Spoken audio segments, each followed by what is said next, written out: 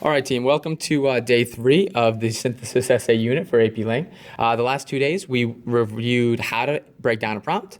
We also reviewed how to read sources and annotate those sources in regards to that prompt. Today, we're going to review, and I'm going to introduce, how to score highly on the synthesis essay. So specifically, what are the AP College Board readers looking for when they sit down to read your essay?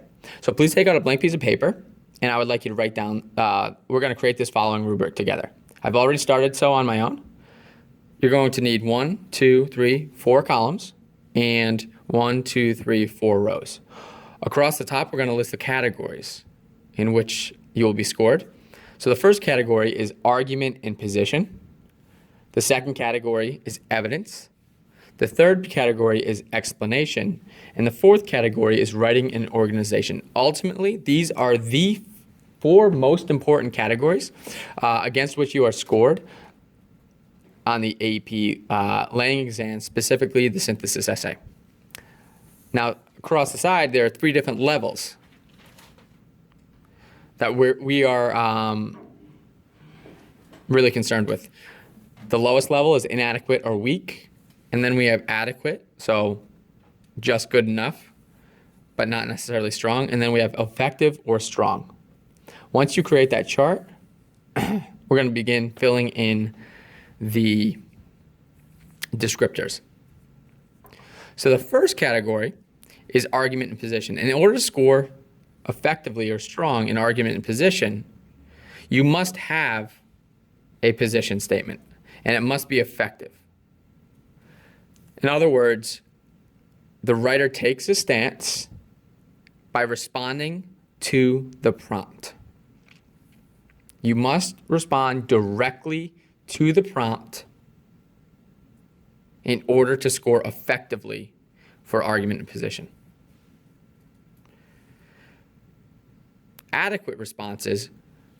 So a student may respond to the prompt or have a position, but it may not be strong or effective. So for example, if we consider the honor code synthesis prompt, a student may simply say, our school should revise our honor code. Okay, so we have a response and we have a position and it does respond to the prompt. However, it does not do so strongly or effectively because it does not include the rationale, the reason. It does not expand on the position. Weak or ineffective or inadequate position statements are either non-existent or weak. So the student, instead of, for example, instead of stating we should revise our honor code, a student may say, this is how we should revise our honor code, or this is what our honor code should like. That's not what the prompt asks. The prompt is asking, should we revise, should we establish, should we keep the same, or should we eliminate altogether? So we want to respond directly to the question being asked. That's why during the prompt breakdown stage, we are very, very, very clear about the potential responses. The next category we want to consider is evidence. So this is essential. You must, in order to score both adequate or effective and strong, you must use at least 3 different sources. That's not to say 3 pieces of evidence. You may use 3 pieces of evidence, but they must be from 3 separate sources. If you use 5 pieces of evidence, you could have 3 from one source, 1 from another, and another from a third. Ultimately, though, it comes down to having 3 unique sources present. Otherwise, it is impossible to score in the upper half of the rubric. Additionally, the evidence must be accurate and relevant in order to score effectively or strong. Here, it just needs to be relevant. So the evidence may be related to the topic, related to the position, but may not accurately address the position, or may not accurately or strongly or persuasively enhance the argument. in order to score in the weak or inadequate category, the evidence, so students would use less than 3 sources or fewer than 3 sources, and it would either be inaccurate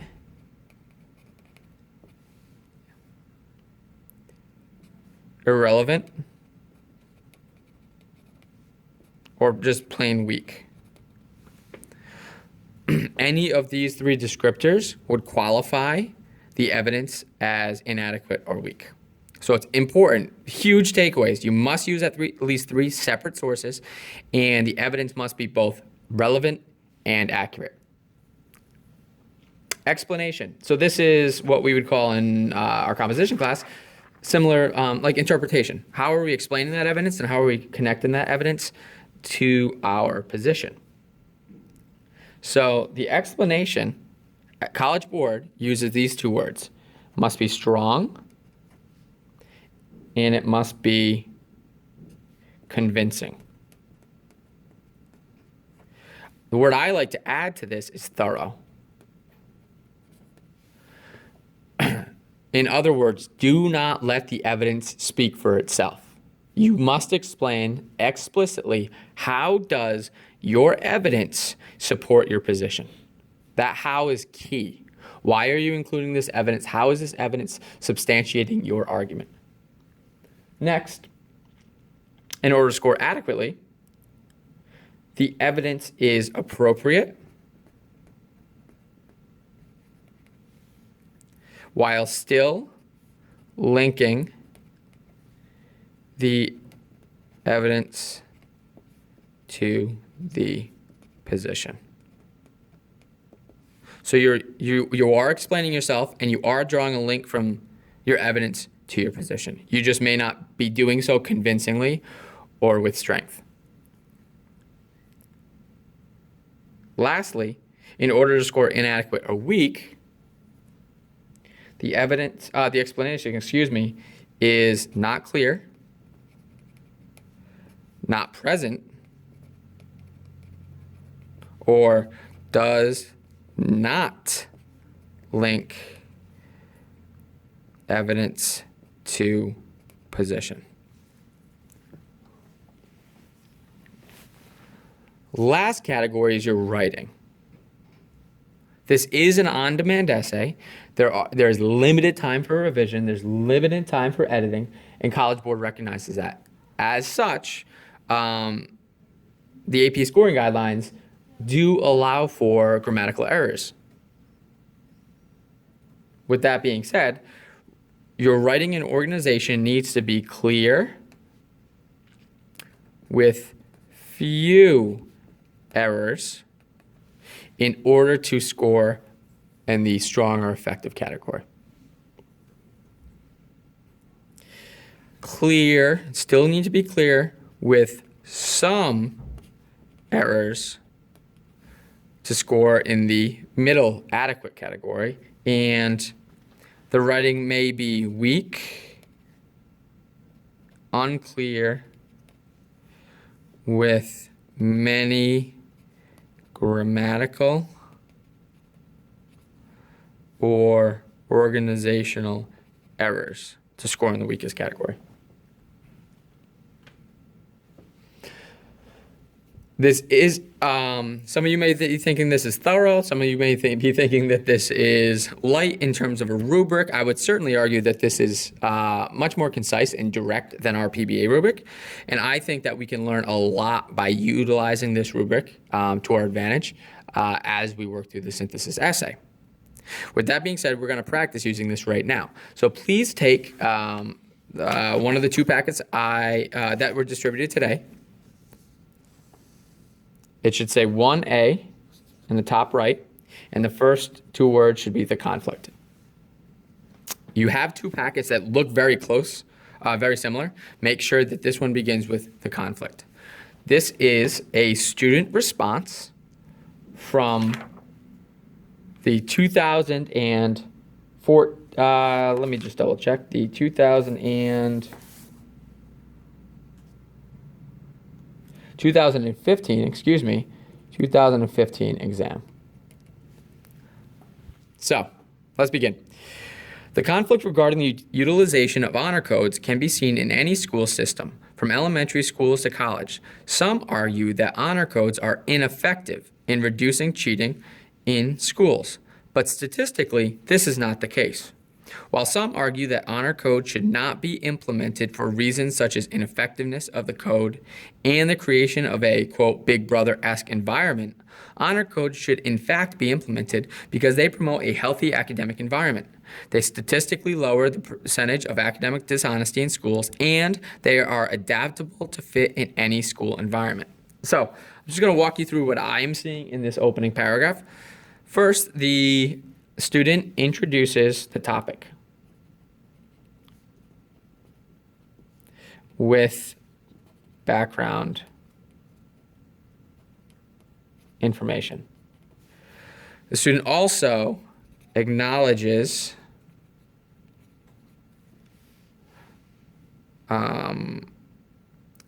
opponents to his or her argument. Here, while some argue that honor code should not be implemented, and then the background information is up here.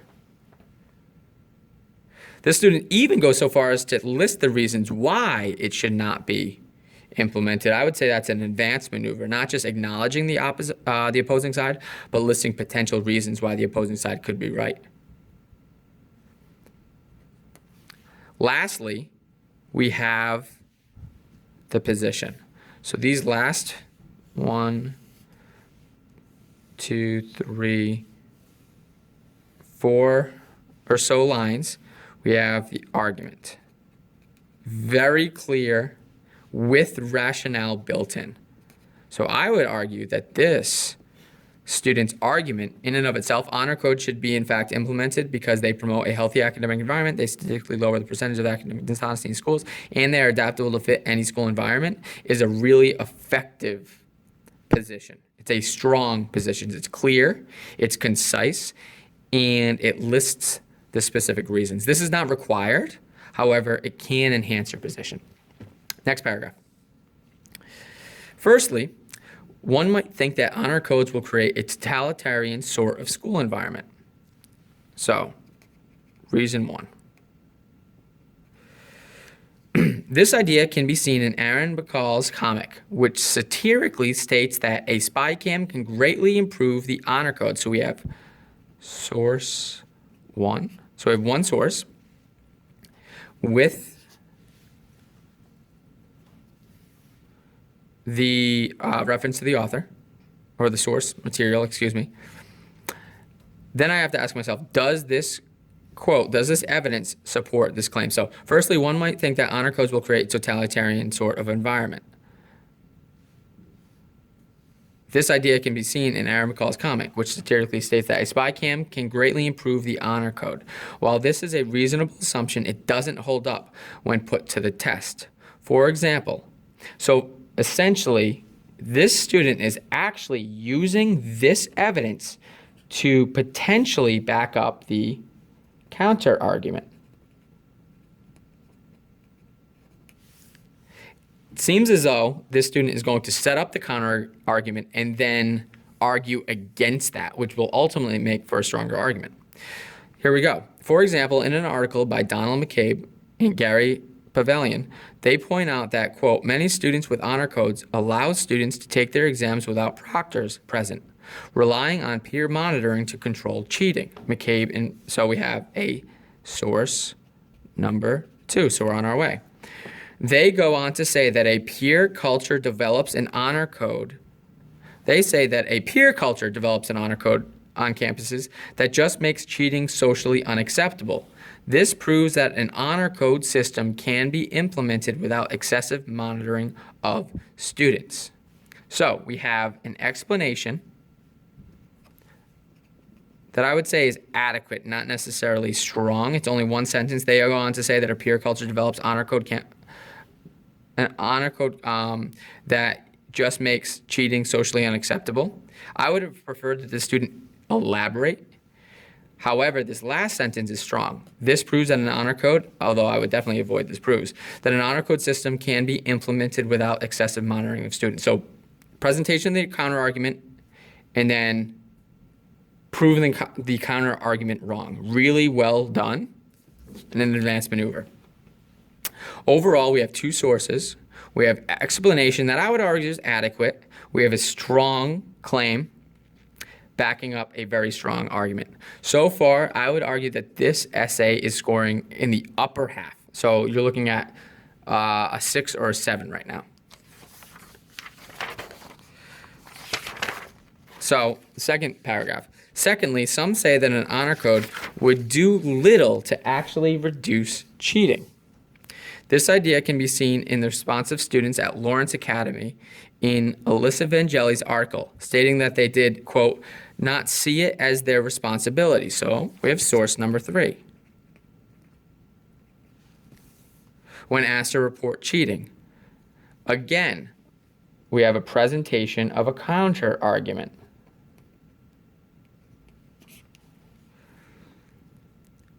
Another example is the Harvard students in Jennifer Derminger and Alexander Cartwright's article on honor codes, who are skeptical that signing a piece of paper will suddenly cause a cheater to change their ways. Source 4.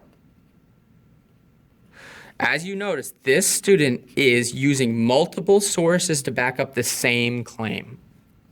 In other words, their claims, their arguments, transcend a singular source and instead address the whole argument. It's a really successful maneuver. While these are valid assumptions, again, acknowledgement of the counter argument, it can be seen later in Derminger and Cartwright's article that a strictly enforced honor code run by students reduces the likeliness of someone to cheat due to punishments ranging from suspension to expulsion, in addition to the social disapproval attached to cheating in honor code schools.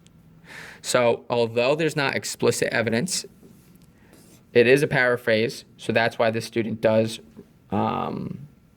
refer to the source, or cites the source. Furthermore, to return to McCabe and Pavelli's article, the highest levels of cheating are usually found at colleges that have not engaged their students in active dialogue on the issue of academic dishonesty. So again, student is disproving the counter-argument presented up there. Due to these factors, again, I would ask the student to elaborate, be more specific.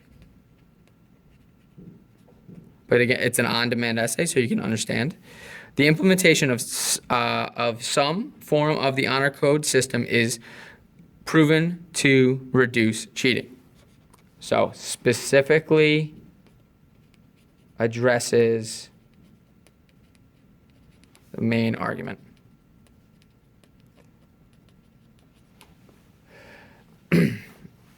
And I'll quickly read through this last paragraph. Furthermore, one might say that a too strict or too lenient honor code would not be especially effective where they attend schools. However, as can be seen in Vangeli's article, honor codes can be changed to accommodate the students. For example, the students at Lawrence Academy thought that the original Pledge of Honor system being applied to every piece of work was too excessive. So it was changed so that students only had to sign a Pledge of Honesty once each term. This is further supported by Derminger and Cartwright's experiment with the Hampden-Sydney College, where there is an honor code punishment system, but the professors are able to be outside of the room during exams because the peer influence system is in play. These two examples, so we have multiple examples. Hope you notice that trend, that we have multiple examples. These two examples show that the honor code system is flexible and can be effective in many different environments. Again, going back directly to a counter argument presented in the first half.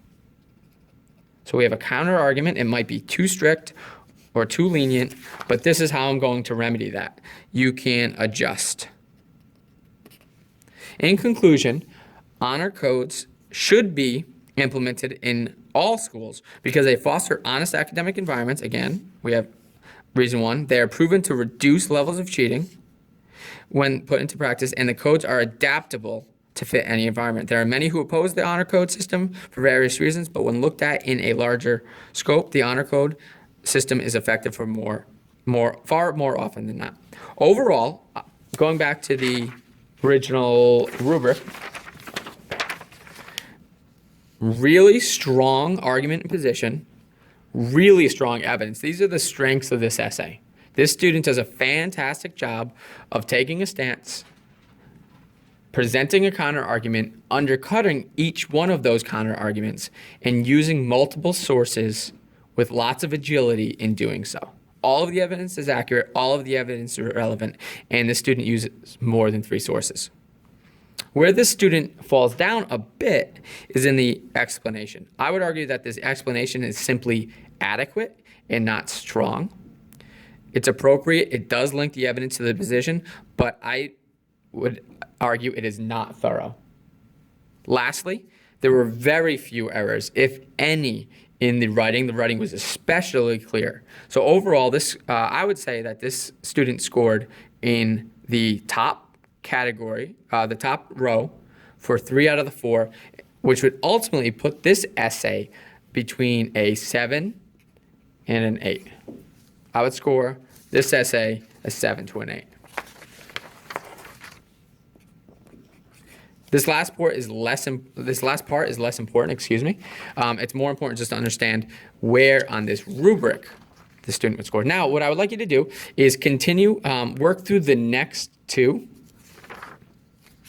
essays in this packet and annotate exactly how I did. So you want to annotate for these 4 categories. Where do you see the argument and position come through? Is it effective, adequate, inadequate? Where do you see the evidence? Does the student use 3 sources? Is it accurate and relevant evidence, or fewer than 3 sources? Is it inaccurate? Where is the explanation? How would you score the explanation? And then lastly, how would you score the writing and organization? As a deliverable, as a product from this next activity, there are 2 essays that you must do this for. As a product, I would like you to please, at the end of the essay, so I'm going to turn to the next essay in the packet. It's on this page where it says 3 of 3, 1B. Simply, so you have argument, list the categories, evidence, explanation, and writing.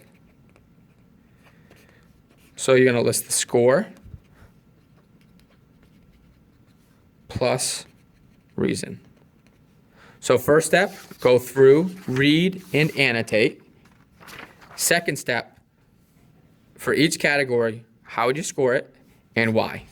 Okay? How would you score it and why? Do this for both essays. Please bring this with you to class tomorrow, as we are going to take a stab at writing our own synthesis essays for the prompt we've been working on. All right, thank you very much.